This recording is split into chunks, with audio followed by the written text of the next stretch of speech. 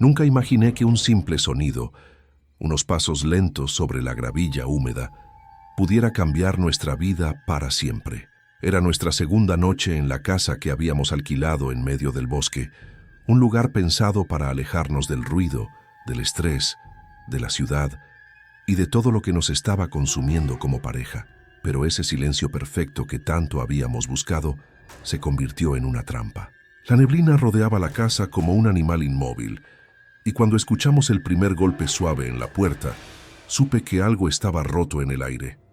Algo que no podríamos ignorar. Mi esposo dudó antes de acercarse, pero yo sentí que debíamos abrir. La compasión siempre había sido nuestra debilidad.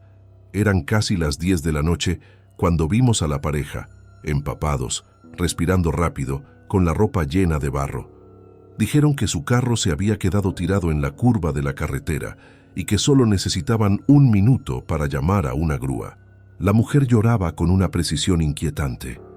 El hombre miraba a mi esposo demasiado tiempo, como si midiera algo más que su rostro, pero en ese instante no lo entendimos. Solo vimos a 2 almas perdidas, 2 víctimas, 2 personas que necesitaban ayuda. Los dejamos entrar para que no siguieran bajo la lluvia. Fue un error tan humano que duele recordarlo. Apenas cruzaron la puerta, el ambiente cambió. No físicamente, no con ruido, sino con una energía casi palpable. La mujer dejó de temblar de golpe. El hombre sonrió, pero no con gratitud, sino con una satisfacción silenciosa, una certeza, como quien marca una casilla en una lista. Mi esposo intentó ofrecerles toallas y algo caliente, pero ellos no aceptaron. Se quedaron de pie, muy quietos, observando cada detalle de la casa como si ya la conocieran, como si solo confirmaran información que ya tenían.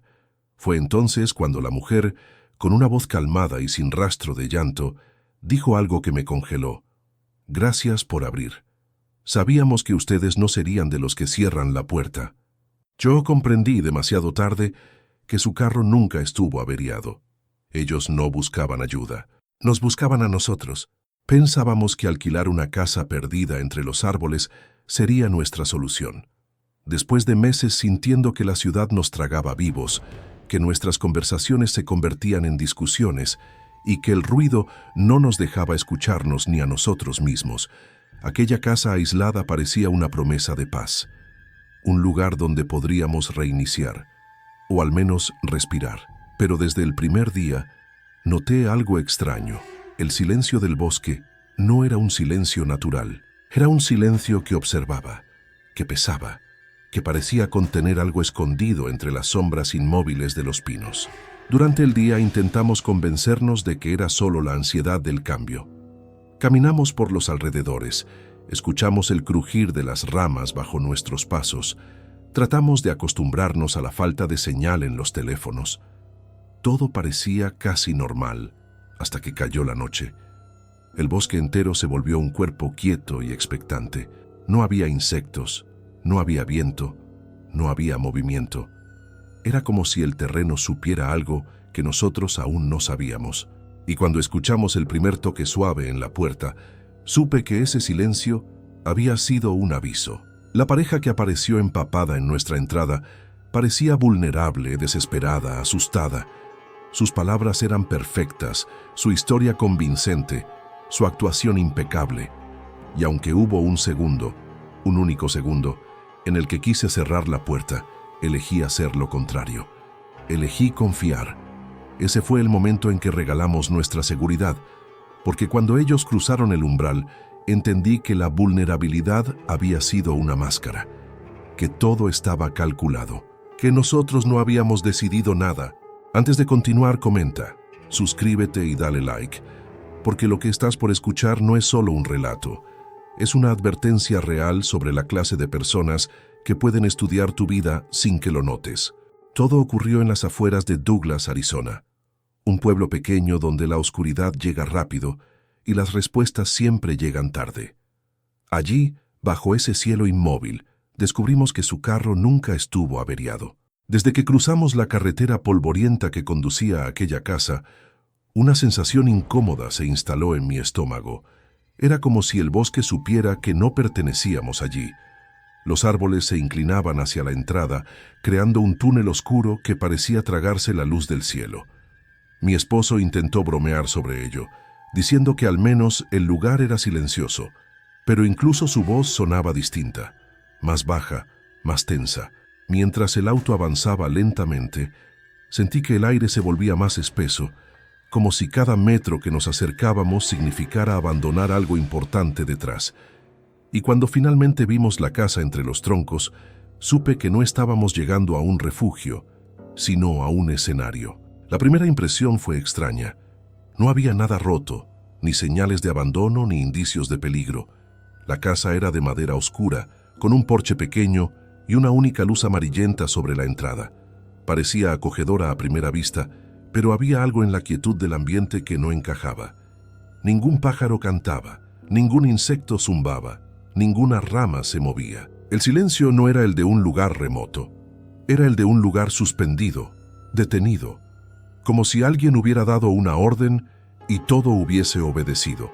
Mientras bajábamos las maletas, tuve la impresión de que nos observaban desde las ventanas, aunque sabía que no había nadie dentro.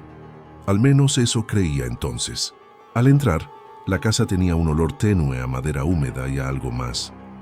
Algo viejo, antiguo, no a falta de limpieza, sino a historia, a presencia. Había fotografías en las paredes, pero todas eran paisajes sin personas. Montañas, lagos, árboles, ningún rostro, ninguna sonrisa, ninguna familia. Como si alguien hubiera decidido borrar toda evidencia de vida humana. Encendimos algunas lámparas y la luz parecía morir rápido, como si las sombras de la casa la absorbieran. Mi esposo trató de relajarse, abriendo las ventanas para dejar entrar aire fresco, pero el borde del bosque parecía estar demasiado cerca, como si cada tronco fuera un guardián silencioso. Ese lugar no quería que respiráramos con facilidad. Al caer la tarde, un frío repentino invadió las habitaciones. No era el clima, porque afuera el aire aún estaba tibio. Era un frío que venía del suelo, de las paredes, como si la casa misma exhalara un aliento helado. Mientras preparábamos algo para cenar, oí un ruido leve en el pasillo del piso superior. Un crujido, apenas un murmullo. Mi esposo dijo que debía ser la madera acomodándose. No quise insistir, aunque algo en mi interior no aceptaba esa explicación. El bosque al otro lado de las ventanas parecía cada vez más oscuro, mucho más de lo que debería ser a esa hora. Como si una sombra mayor hubiese caído sobre toda la zona. Como si la naturaleza hubiese decidido retroceder, dejándonos expuestos. Después de cenar intentamos explorar a fondo la casa, como quienes buscan apropiarse de un espacio nuevo.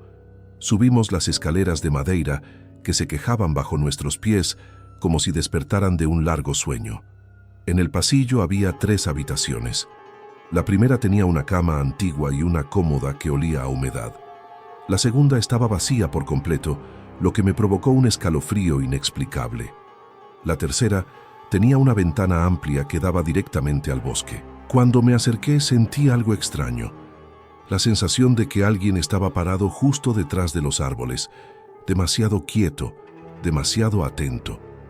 No vi nada, pero la sensación no desapareció. Mi esposo me llamó desde el pasillo y cuando me giré, juro que escuché un susurro breve detrás del cristal. Para evitar entrar en pánico, nos dijimos que estábamos cansados e imaginando cosas. Pero mientras nos preparábamos para dormir, noté que el ambiente no dejaba de cambiar. Las sombras parecían moverse de forma imperceptible, como si se estiraran o retrocedieran cada vez que parpadeaba. La temperatura seguía cayendo, aunque la calefacción estaba encendida. Y cada tanto, un crujido sonaba en alguna parte de la casa, a veces en el porche, a veces en el techo, a veces en el piso del pasillo, siempre aislado, siempre único, como pasos aislados de alguien que no quería ser descubierto. Intentamos ignorar todo, confiando en que la noche nos traería descanso. Esa fue nuestra segunda ingenuidad. Ya acostados, la casa pareció despertar completamente, no con ruidos fuertes, sino con una presencia, una densidad, una atención que se sentía en el aire. Cada vez que abría los ojos, sentía que algo había cambiado de lugar. Mi esposo dormía profundamente, demasiado profundamente, como si estuviera siendo empujado a un sueño pesado. Yo, en cambio, permanecí alerta, escuchando pequeños ruidos que parecían provenir del exterior. Era como si algo caminara alrededor de la casa, lento, paciente, arrastrando los pies. Me levanté para mirar por la ventana del cuarto, pero afuera no había nada.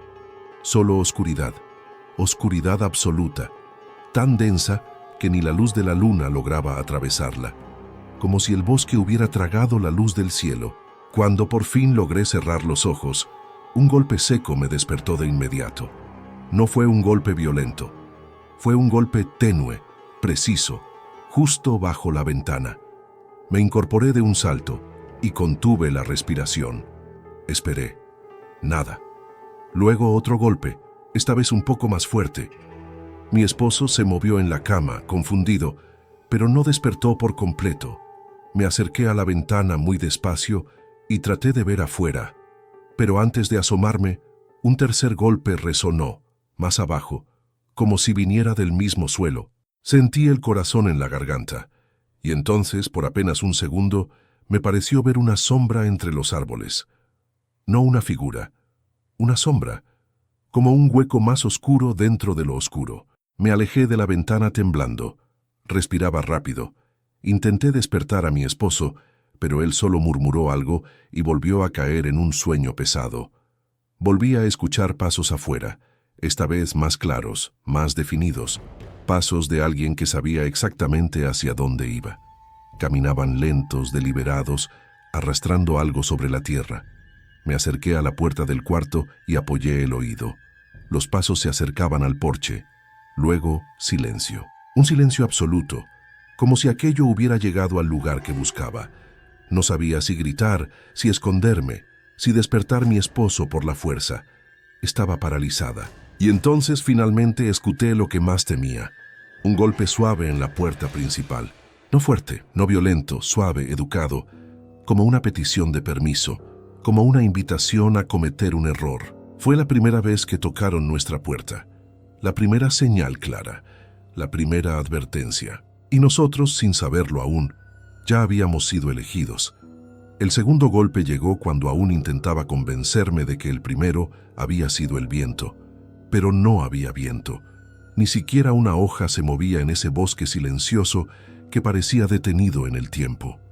El segundo toque fue igual de suave, igual de educado, como si la persona al otro lado de la puerta supiera que la delicadeza resulta más aterradora que la violencia. Mi respiración se volvió pesada y sentí la necesidad desesperada de despertar por completo a mi esposo. Lo sacudí y esta vez abrió los ojos con lentitud, como si hubiera estado sumergido en un sueño demasiado profundo para ser normal. «¿Qué pasa?», murmuró. El tercer golpe le respondió antes que yo. Nos quedamos mirando la puerta del dormitorio, como si pudiéramos verla a través de la madera. Los golpes provenían claramente del piso inferior, de la entrada principal. Mi esposo se incorporó con dificultad. Sus movimientos parecían torpes, como si su cuerpo estuviera más cansado de lo que debería después de pocas horas de descanso. «No abras», le dije antes de que siquiera lo intentara. Él asintió, pero ambos sabíamos que, tarde o temprano, tendríamos que asomarnos. No podíamos ignorar la insistencia de quien llamaba. Aún así, esperamos. Contuvimos la respiración. Esperamos otro golpe que no llegó. Y eso fue aún peor. La ausencia de sonido. Bajamos las escaleras lentamente, evitando los escalones que crujían más fuerte. El silencio era tan denso que parecía tener textura. En la sala, la luz tenue de la lámpara titilaba como si algo afectara el flujo eléctrico. Mi esposo hizo una seña para que me quedara atrás. Se acercó a la puerta, pero no la abrió. Apoyó la oreja en la madera, como si pudiera escuchar algo más que nuestro propio miedo.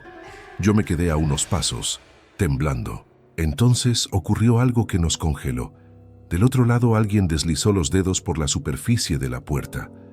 Un roce lento, humano, deliberado, no un animal, no el viento, una mano. Mi esposo retrocedió de inmediato. Yo sin querer solté un quejido ahogado. El roce se detuvo. Luego silencio, un silencio tan profundo que incluso mi pulso se volvió ruidoso. ¿Quién está ahí?, preguntó mi esposo con voz firme, aunque pude ver el temblor en sus manos. Ninguna respuesta. Esperamos un segundo, luego 2, luego 10. Nada. Pero justo cuando mi esposo dio un paso hacia atrás, una voz surgió al otro lado de la puerta. Una voz suave, masculina, casi amable. «Perdonen, tuvimos un problema con el coche. ¿Pueden ayudarnos?» Mi corazón dio un vuelco. No esperábamos palabras. No esperábamos un tono tan calmado, tan normal. Mi esposo y yo nos miramos con desconcierto. La voz continuó hablando como si estuviera leyendo un guión.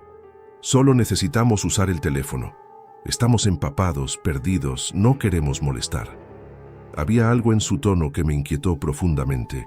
Era sereno, demasiado sereno para alguien que supuestamente enfrentaba una emergencia, como si cada palabra hubiera sido ensayada, como si no estuviera nervioso, sino esperando. Mi esposo se armó de valor y preguntó, «¿Están solos?»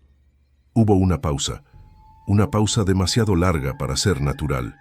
«Sí», respondió finalmente la voz, pero el bosque había susurrado otra cosa minutos antes. Pasos múltiples, pasos descoordinados, movimientos alrededor de la casa. No estaban solos, yo lo sabía. La casa lo sabía.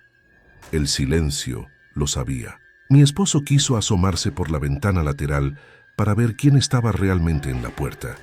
Pero antes de llegar, un golpe fuerte sonó en el vidrio de la cocina. Un golpe rápido, seco, como si alguien hubiera golpeado con los nudillos. Uno solo, preciso. Mi esposo retrocedió de inmediato.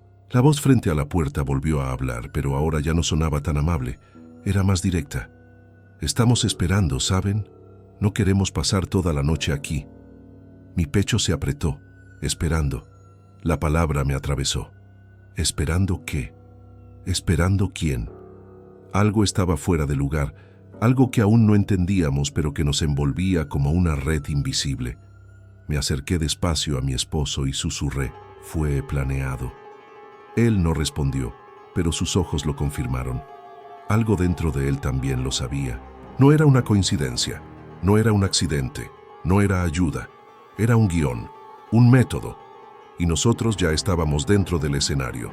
Mi esposo tomó aire y dijo, tratando de sonar lógico, «No tenemos teléfono fijo». Era verdad. En la casa no había ninguno. Lo sabíamos. Pero del otro lado, la voz no reaccionó con sorpresa ni frustración. Solo dijo, «Entonces abran. Podemos esperar adentro». Esa frase me heló la sangre. No llamen por mí. No podemos hablar. No, ayúdenos desde afuera. No, podemos esperar adentro. Mi esposo negó con la cabeza, retrocediendo instintivamente. Yo también. En ese momento, desde el bosque, no muy lejos, se escuchó algo. Un silbido largo, agudo, no humano. Algo que sonaba como un aviso. La voz en la puerta se cayó de inmediato.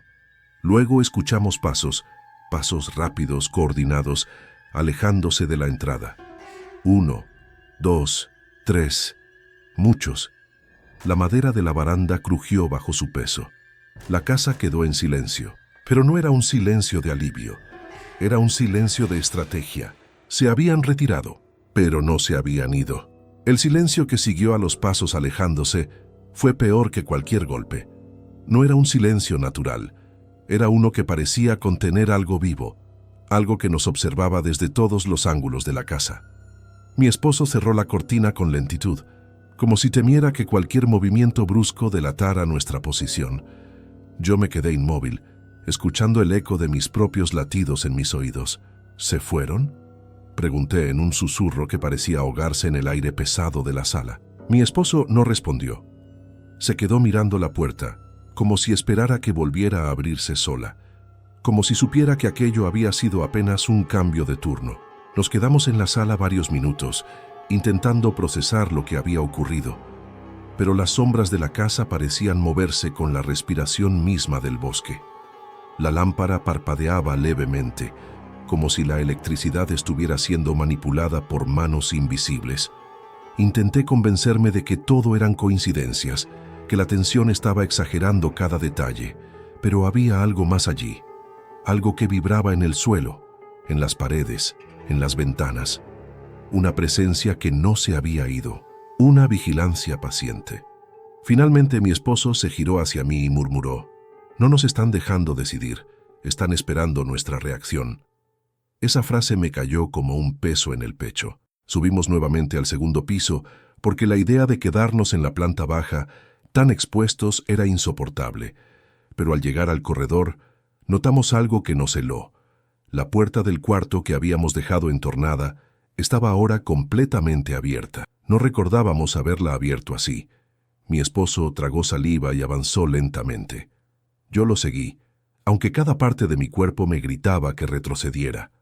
Al asomarnos, vimos la ventana entreabierta, apenas unos centímetros, suficiente para que algo o alguien hubiera metido la mano. «¿La dejaste así?», preguntó él. Negué, incapaz de emitir sonido. «Entonces alguien estuvo aquí arriba». Nos acercamos a la ventana. La oscuridad del bosque era tan espesa que parecía un muro sólido. Ninguna luz, ninguna estrella, ningún movimiento. Solo un vacío absoluto.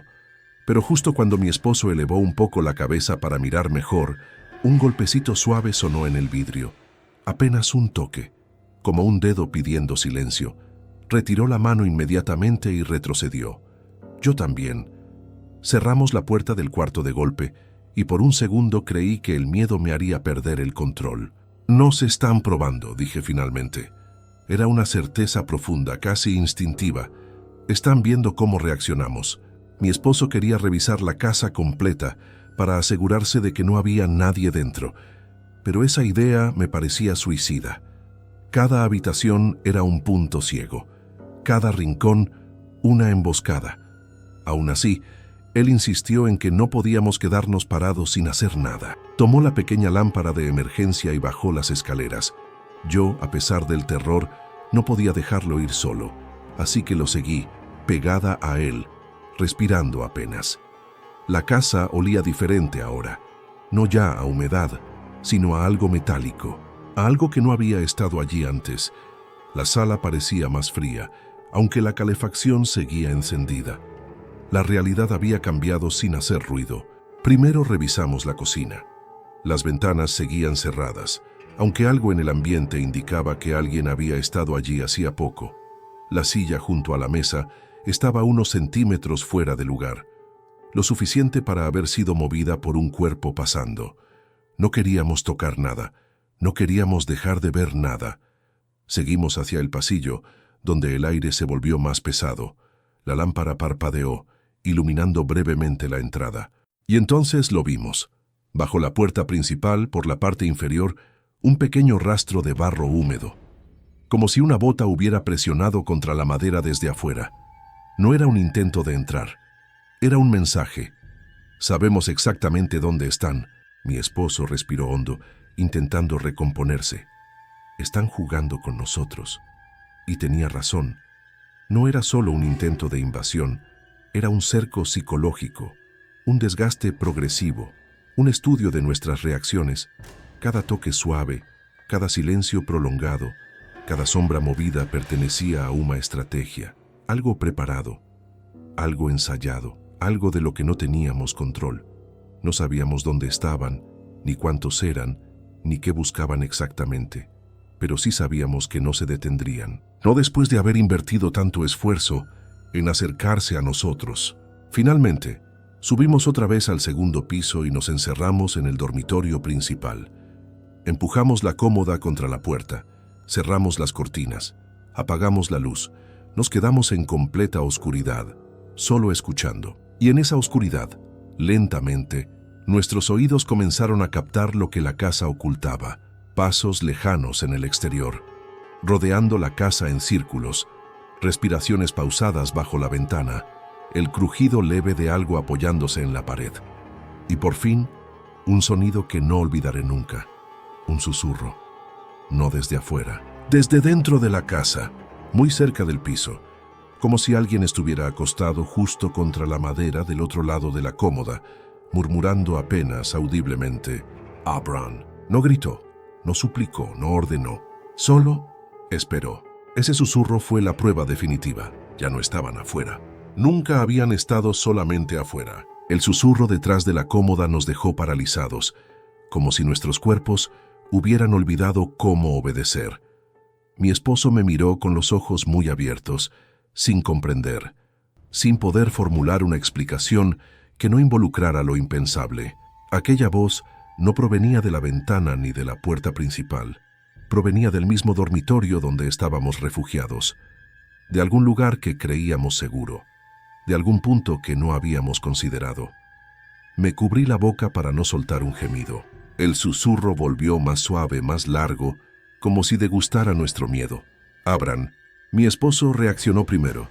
Colocó un dedo en mis labios para que guardara silencio, y luego se agachó con extremo cuidado, intentando ver debajo de la cama. Yo sentí ganas de gritar para detenerlo, pero no emití ni un sonido. Él observó unos segundos en la oscuridad, luego se incorporó lentamente, temblando. «No hay nada», murmuró, pero su voz no tenía convicción. Algo en la habitación no estaba bien. Algo respiraba allí con nosotros. La madera del suelo parecía emitir un crujido profundo, casi imperceptible, como si alguien apoyara lentamente el peso de su cuerpo contra ella desde debajo. Nos pegamos a la pared escuchando. El susurro ya no se repitió. En su lugar comenzó a escucharse algo peor, un arrastre, un roce lento, húmedo, como manos deslizándose por un espacio estrecho. Provenía del interior de la pared, del espacio entre las vigas, como si alguien o algo se moviera dentro de la estructura de la casa. Mi respiración se volvió tan corta que casi hiperventilé. «No puede ser, no puede ser», repetía mi esposo, negando con la cabeza, pero era real. Sonaba real, se sentía real. La casa no estaba vacía, nunca lo estuvo. La cómoda vibró levemente, apenas 1 milímetro, suficiente para que ambos la viéramos moverse sin explicación. Mi esposo retrocedió con violencia, chocando conmigo. Yo me aferré a su brazo. El arrastre continuó, subiendo por el interior de la pared, como si esa cosa, lo que fuera, se desplazara lentamente hacia una altura mayor. Luego el sonido se detuvo justo detrás de la cabecera de la cama. El silencio que siguió fue atroz. Un silencio lleno de algo contenido, como un pecho inflándose para susurrar de nuevo. Mi esposo nos condujo hacia la esquina opuesta de la habitación, donde pudimos respirar sin oír la madera resonar bajo nuestros pies. De pronto, un golpe seco sonó en la ventana, haciéndonos saltar. No fue fuerte, no fue violento. Fue un toque, un llamado, como quien toca suavemente para anunciar que llegó al punto acordado.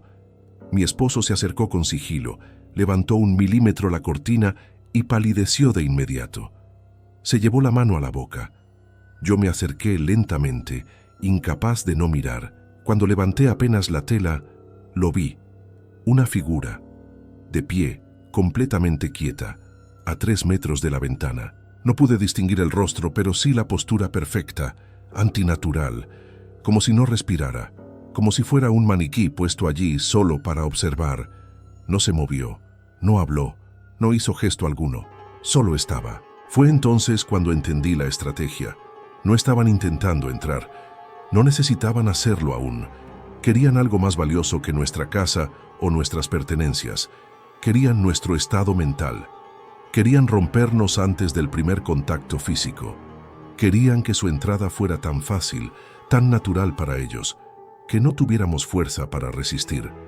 El arrastre en las paredes, los pasos, los golpes suaves, las voces, todo era parte de un juego más grande, un juego que conocían bien. Nosotros éramos novatos, ellos expertos.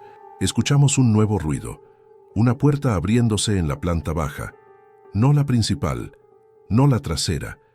Era la puerta interna del sótano, un lugar que ni siquiera habíamos explorado, abierta lentamente, suave, como si alguien quisiera evitar alertarnos, pero nos alertara por precisión. Mi esposo y yo nos miramos aterrados. «No bajamos allí», dije. «No la abrimos». Él negó rápidamente. No hubo duda. No fue el viento. No fue un error. Alguien había empujado esa puerta desde dentro del sótano, desde un lugar aún más profundo, más oculto, más preparado.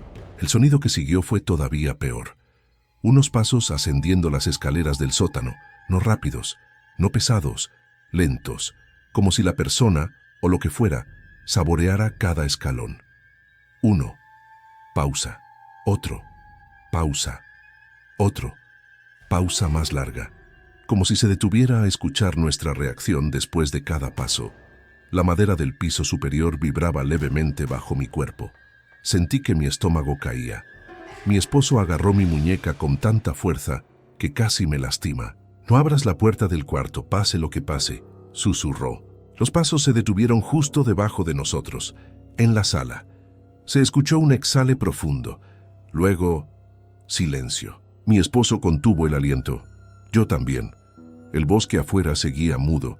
Las figuras afuera seguían quietas. La casa no respiraba. Solo la cosa del sótano lo hacía. Y entonces, sin aviso, una voz sonó abajo. No la del hombre, no la de la mujer, era otra. Masculina, ronca, como arrastrada. «¡Ya están arriba!». No habló fuerte, no habló apurado, no parecía anunciar, parecía confirmar. Como quien marca una casilla, como quien dice fase 1 concluida. La primera luz que asomó fue una mentira. No trajo calma ni alivio. En cambio, desnudó cada objeto con más crueldad, mostrando las marcas que la noche había dejado. Pequeñas huellas en la madera del porche, la cortina apenas movida, el barro extendido en una línea casi artística junto a la puerta. Nos quedamos inmóviles, escuchando el silencio que ahora tenía nombre propio. Mi esposo intentó encender la radio, como si la voz de desconocidos al otro lado de una emisora pudiera reconstituir la normalidad. La radio empezó a emitir estática, luego una canción lejana que se interrumpió por segundos exactos. Nada en esa casa parecía accidental, y la estática volvió. Fue como si alguien afinara el mundo alrededor nuestro, permitiendo sonidos solo cuando les convenía. Cada intento de movernos provocaba una respuesta milimétrica. Si cerrábamos una cortina, de inmediato se oía algo en el lado opuesto. Si apagábamos una luz, un crujido resonaba dentro de la pared. Aprendimos muy rápido que no podíamos confiar en el silencio. Era una herramienta. Nos convertimos en animales alerta, midiendo el peso del aire antes de respirar. Mi marido contó los minutos en voz baja, tratando de mantener algún ritmo humano, pero incluso ese esfuerzo parecía alimentar el juego. Algo y alguien disfrutaba de nuestra disciplina, de cómo cada gesto pequeño se hinchaba hasta convertirse en una decisión que debía tomarse con la precisión de quien evita una trampa. Contrario a lo que esperábamos, su estrategia no buscaba la confrontación inmediata. La táctica era otra: debilitarnos con pequeñas humillaciones. Nos dejaron sin comida fácil una vez. Abrimos la nevera y encontramos los envases vacíos, aunque habíamos dejado provisiones. En otra ocasión hallamos las llaves del coche sobre la mesa de la cocina, giradas con la intención de mostrarnos que habían estado donde nadie podía alcanzarlas. Eran señales, mensajes, que podían leerse como advertencias. No controlaríamos nada. La impotencia, pensé, es peor que el dolor, porque se instala lentamente y sin rastro, como un veneno que se acumula en silencio. Esa mañana volvieron las voces, pero ya no hablaban desde la puerta ni murmuraban desde la pared. Se reprodujeron a través de pequeños altavoces ocultos que encontraron en la casa como si fueran insectos escondidos en un tronco. La voz de la mujer, entonces, sonó clara y cercana. «Nos gusta que cooperen. Hace todo más fácil». Era una frase amable, tan domesticada como un látigo envuelto en terciopelo. Mi esposo, con el rostro descompuesto, respondió con una voz que intentó sonar firme. «No tenemos nada que darles». La respuesta fue una risa contenida y luego una nueva declaración. «No buscamos solo cosas, buscamos tiempo, y ustedes nos lo están donando». La idea de tiempo se transformó en un acto contra nosotros. Empezaron a marcarlo con sonidos, 2 golpes cada media hora, un silbido lejano que se repetía a las 3 en punto, el arrastre de una rama justo cuando intentábamos dormir. Cualquier plan que intentábamos tramar se desactivaba con ese reloj invisible. Cada tic era una lección. No planificar es el primer paso para rendirse. Intentamos poner alarmas en nuestros teléfonos, pero la señal era intermitente y las alarmas sonaban con retraso o antes de lo previsto. Era como si el tiempo en esa casa tuviera voluntad propia y él estuviera en su contra. A las pocas horas, la manipulación cambió de registro. Comenzaron a contarnos historias sueltas a través de la pared, pequeños fragmentos de memoria diseñados para desorientarnos. Una voz masculina recitó el nombre de la calle donde nos habíamos conocido. Otra, una frase que mi madre solía decirme de niña. A cada palabra, mi cabeza se fracturaba un poco más porque lo personal se mezclaba con lo público y ya no distinguía mis recuerdos auténticos de las invitadas incómodas que nos imponían. ¿Habían espiado nuestras redes? ¿O simplemente habían observado tanto que aprendieron a decir las cosas correctas? No importaba la explicación, el efecto era devastador. Mis recuerdos comenzaron a temblar. La noche siguiente, mientras nos obligaban a permanecer despiertos con pequeños ruidos estratégicos, la mujer habló cerca de la puerta del dormitorio. No se enojen, no somos monstruos, solo necesitamos su colaboración. Colaboración. Nos ofrecía la palabra como si fuera un pacto justo. Mi esposo le respondió con enojo contenido. ¿Colaborar qué? ¿Con su plan? Ella sonrió, y eso lo oímos aún sin ver. Colaboración para entender mejor el valor del silencio, para apreciar que la furia puede ser domesticada. La frase era una sentencia envuelta en psicología barata. Comprendí en ese momento que estaban reescribiendo nuestras reacciones. Querían que nos odiáramos a nosotros mismos por no haber sido más fuertes la primera noche. En medio de esa tortura de minutos, hallamos una carta deslizada por debajo de la puerta. No una nota manuscrita, sino una impresión en tinta que parecía calculada para doler. Gracias por abrir. Fue la mejor decisión. La firma no tenía nombre, solo una marca, un círculo con una raya vertical. Leerla fue como ver por primera vez el reflejo frío de la intención. No éramos sus víctimas por azar, éramos el resultado de una elección, y la certeza nos aplastó. Lloré en silencio, no por lo que habíamos perdido, sino por la certeza de que habíamos facilitado todo con un gesto mínimo de generosidad.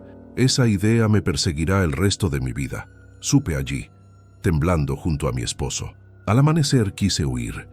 Lo había soñado todas las noches anteriores, accionando el coche y desapareciendo por la carretera polvorienta hasta que la casa se convirtiera en un punto diminuto. Pero cuando intentamos abrir la puerta principal, la cerradura no cedió. No era un cerrojo roto, era una intervención deliberada. Alguien había colocado un pequeño pestillo por el otro lado, imposible de manipular desde dentro sin herramientas. No hacía ruido, no tenía fuerza, solo estaba ahí, obstinado. Lo que más dolió fue comprender que no podíamos irnos porque ya no decidíamos el tiempo de nuestra propia libertad. El pestillo fue la confirmación física de lo que ya sabíamos por cada caricia de la noche. Nos habían acorralado. Esa tarde logramos por impulso preparar una mochila con lo justo. Agua, 2 mantas, un cuchillo de cocina que escondimos debajo de una tabla floja. Cada objeto se sentía patético frente a la maquinaria que nos cercaba. Mientras empacábamos, oímos risas a lo lejos, una carcajada compuesta por varias voces que se mezclaban como una marea. Eran risas que parecían celebrar una obra bien montada. Tal vez celebraban nuestra sumisión, pensé, y la idea me revolvió el estómago. Mi esposo me miró con ojos arrasados, sin esperanza, pero con una determinación fría en la mandíbula. Si nos rompen aquí, nos rompen en cualquier lugar, dijo. Fue la primera frase de resistencia que no parecía teatro. Lo escuché con atención porque sabía que si no la pronunciábamos en voz alta, el miedo la haría desaparecer. Antes de que la oscuridad volviera a tramar su ronda, recibimos un último regalo. Una pequeña radio portátil que apareció en la mesa de la cocina, encendida, transmitiendo una voz neutra que recitaba la hora y luego un mensaje directo. Gracias por entretenernos. Cuando estén listos, toquen la puerta. La emisora se cortó. Mi esposo me abrazó con fuerza, como si la desesperación fuera una lengua que pudiera traducirse en calor humano. En ese abrazo, sentí una mezcla de rabia y ternura que me sostuvo por un instante. Supimos, sin palabras, que si sobrevivíamos a esa noche sería porque encontraríamos algo más que resistencia. Encontraríamos la necesidad de no rendirnos el uno al otro. Nunca volvimos a ser los mismos después de esa noche, no porque finalmente nos hayan liberado, ni porque hayamos escapado, sino porque entendimos que escapar no significa sobrevivir. La casa, el bosque, las voces, los golpes calculados, todo aquello se convirtió en una sombra que nos persigue incluso en pleno día. A veces, mientras intento conciliar el sueño, aún escucho ese susurro desde dentro de las paredes, esa voz lenta que decía «abran», como si la casa hubiera aprendido a llamarnos por su cuenta. Cuando llegó la mañana en que finalmente pudimos salir, el bosque estaba tan quieto como el día en que llegamos. No había rastros evidentes de nadie, no había huellas, no había objetos movidos, no había señales de lucha, nada, como si todo hubiese sido preparado para desvanecerse al amanecer. Pero los detalles seguían allí, la cerradura manipulada, la carta con el símbolo extraño, la radio con el mensaje final. No necesitábamos pruebas para saber la verdad. Ellos estuvieron ahí, ellos lo controlaron todo. Y lo más aterrador es que no querían matarnos, querían quebrarnos. Hoy, cuando escucho un golpe suave en cualquier puerta, mi cuerpo entero se detiene. Porque aprendí de la peor manera que no toda amenaza entra por la fuerza. Algunas estudian, esperan, sonríen, y luego simplemente toman lo que ya consideran suyo. Y aquella noche, nosotros fuimos exactamente eso.